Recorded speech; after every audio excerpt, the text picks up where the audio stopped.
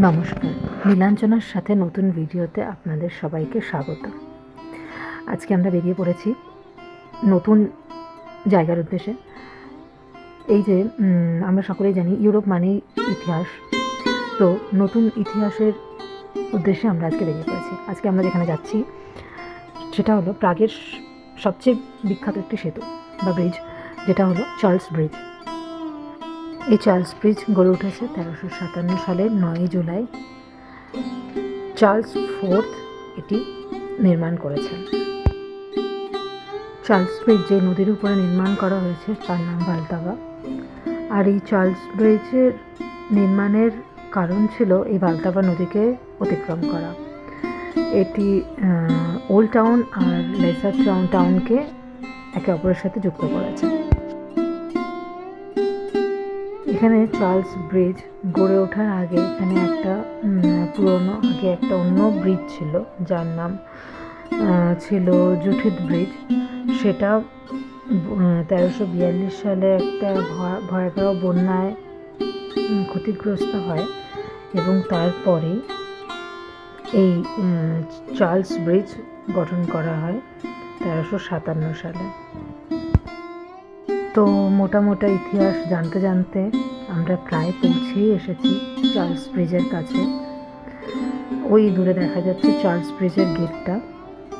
এখন আমরা এই রাস্তাটা পার করে ওইদিকে চার্লস ব্রিজে পৌঁছে যাব। বহু বছর ধরে এই ব্রিজটাই এই ভালতাভা নদীকে পার করার একমাত্র রাস্তা ছিল।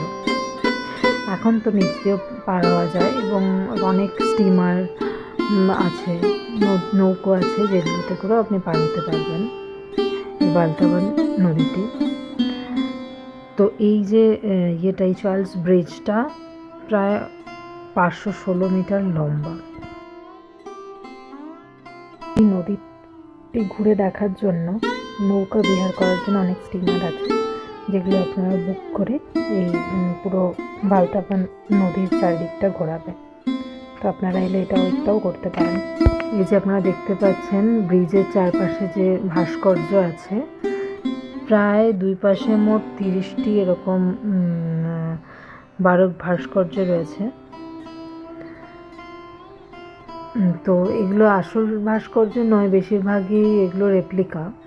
আসলগুলো সবই জাদুঘরে রাখা আছে। আসলগুলো একটা মজাদার জিনিস, এখানে লোকে বলে যে সেতুটিকে মানে এই ব্রিজটা শক্তপোক্ত মজবুত করার জন্য এখানে চুন সুরকির মিশ্রণের সাথে সাথে বিমের সাদা অংশ যোগ করা হয়েছিল। মানে ঐতিহাসিকদের মধ্যে এটা নিয়ে বিতর্ক থাকলেও প্রাগে এই লোককাহিনী প্রচণ্ড প্রচলিত।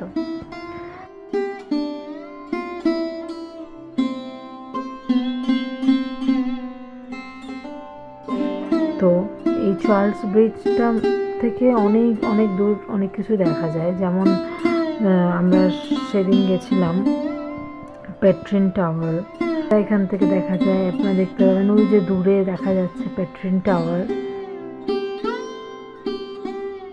প্রাগ ক্যাসেলও দেখা যায় এখান থেকে, খুব সুন্দর।